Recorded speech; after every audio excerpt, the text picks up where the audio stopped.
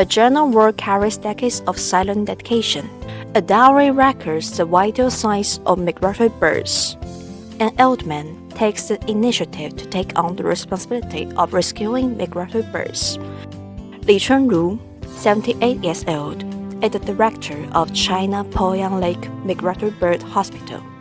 Since 1982 to the present, Li Chunru has been guarding migratory birds for decades, from home treatment to the establishment of migratory bird hospital. 从82年起，我就开始救护，以前的20年是我家庭救护，就是坚持10多年难坚持。后来20年以后，我就私筹资金，从国家的补助了一点，花了10多万，建了一个候鸟医院，在全国各地都有送到我们这儿的冰川候鸟。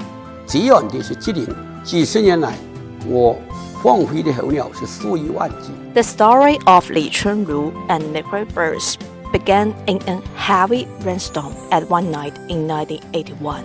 After that night, there were injured birds everywhere.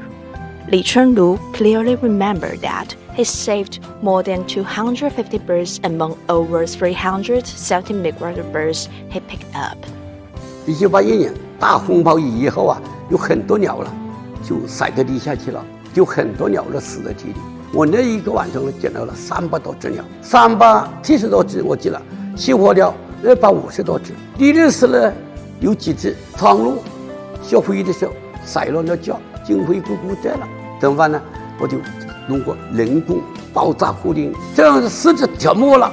This is the story of Li Chunru and migratory birds, and also the story of Jiangxi and migratory birds. Now we tell the story to the world.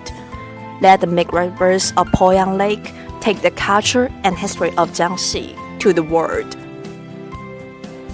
我是让中国鄱阳湖的候鸟打造成文化候鸟，让鄱阳湖的候鸟带着中国的品质和圣心，飞往全球。